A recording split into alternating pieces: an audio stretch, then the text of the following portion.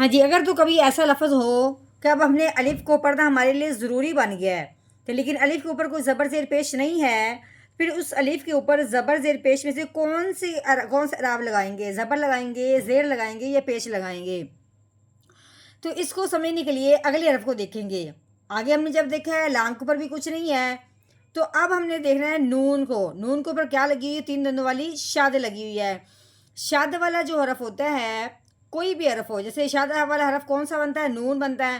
شاد والا جو بھی حرف ہوتا ہے وہ پچھلے والے حرف کو اپنے ساتھ ملاتا ہے۔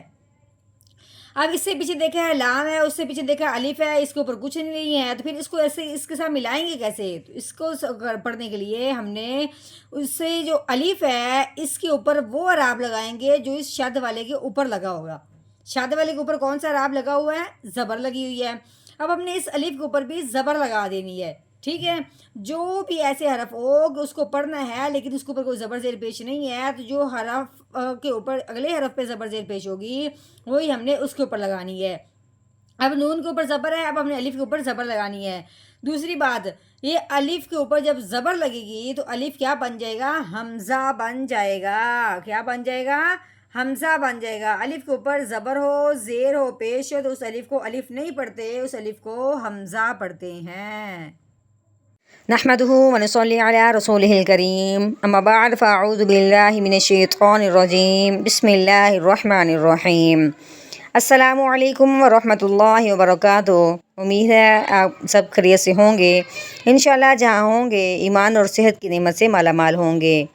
ہاں جی، تو آغاز کرتے ہیں ہم اپنے آج کے سبق کا دعاؤں کے ساتھ، تو چلیے شروع کرتے ہیں۔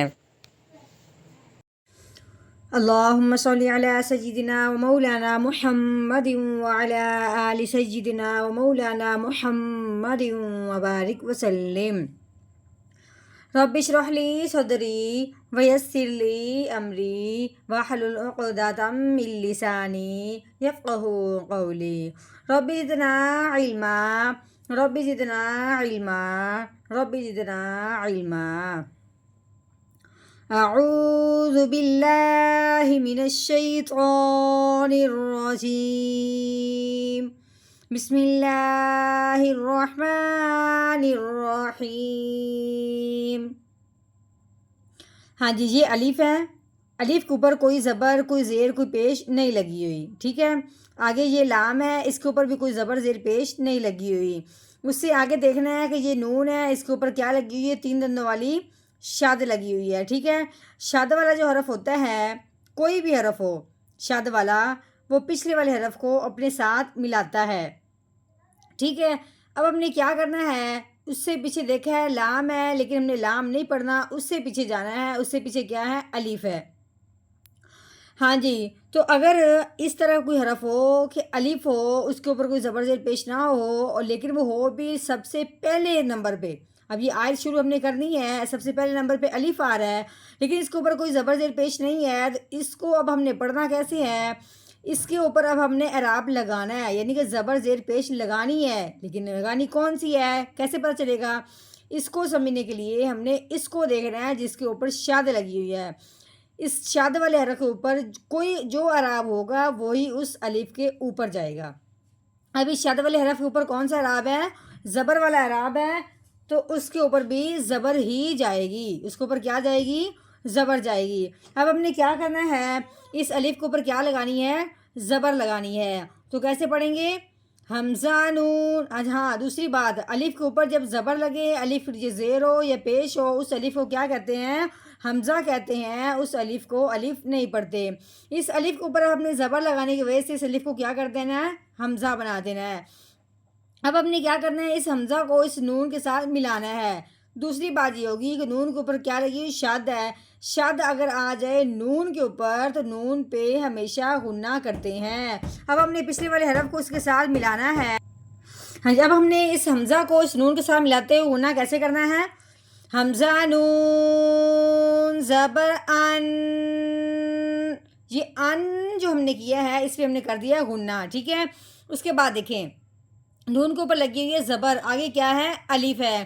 الف سے پہلے حرف پہ جب زبر آ جائے تو اس الف کو اس کے ساتھ ملاتے ہوئے ایک الف کے برابر لمبا کرتے ہیں، اب ہم نے کیا کرنا ہے، نون کو الف کے ساتھ ملاتے ہوئے ایک الف کے برابر کیسے لمبا کریں گے، نون الف زبر نا، انا، ٹھیک ہے، رو کے نیچے لگی ہوئی ہے زیر، رو کے نیچے زیر ہو تو اس رو کو باریک پڑھتے ہیں، تو کیسے پڑھیں گے، رو زیر ری،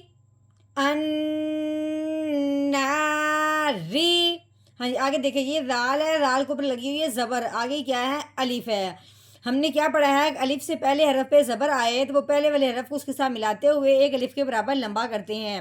اب ہم نے رال کو الف کے ساتھ ملاتے ہوئے ایک الف کے برابر کیسے لمبا کرنا ہے، رال الف زبر را، ٹھیک ہے، تا کے نیچے زیر ہے، آگے یہ الف ہے، اس کے اوپر کچھ نہیں لگا ہوا، آگے یہ لام، اس کے اوپر لگی ہوئی جزم۔ اب ہم نے کیا کرنا ہے، جزم والا جو حرف ہوتا ہے اس کو حرف کو ساکن کہتے ہیں، اب یہ جزم آئی ہے لام کے اوپر تو اس کا نام ہو گیا لام ساکن۔ ساکن والا جو بھی حرف ہو وہ پچھلے والے کو اپنے ساتھ ملاتا ہے، اب ہم نے تا کو لام کے ساتھ ملانا ہے تو کیسے پڑھیں گے، تا لام زیر تل ذا تل، ٹھیک ہو گیا، آگے واؤ، واؤ کے اوپر لگی ہوئی ہے زبر، واؤ زبر وا، ٹھیک ہو گیا، قوف، قوف کے اوپر لگی ہوئی ہے پیش، آگے یہ واؤ، واؤ کے اوپر لگی ہوئی ہے جزم، تو جزم والا جو حرف ہوتا ہے اس کو کہتے ہیں ساکن۔ اب جزم والا حرف کون سا ہے، واؤ ہے، تو یہ ہو گیا واؤ ساکن۔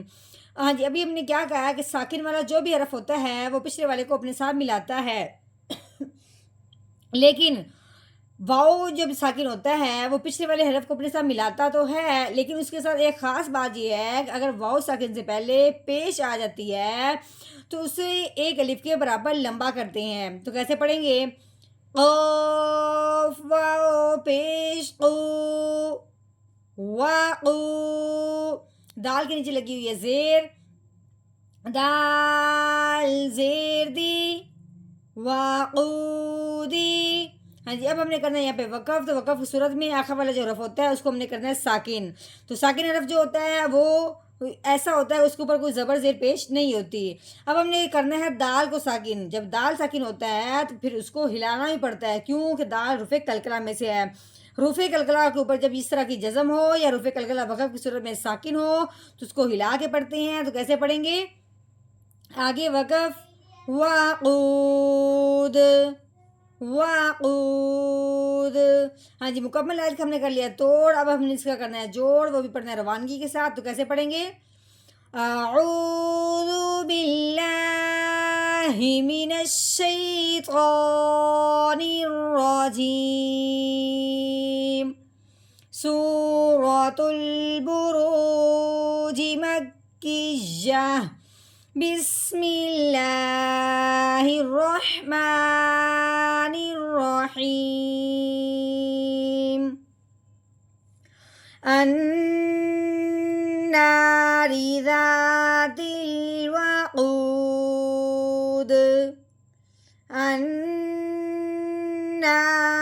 ذات الوقود،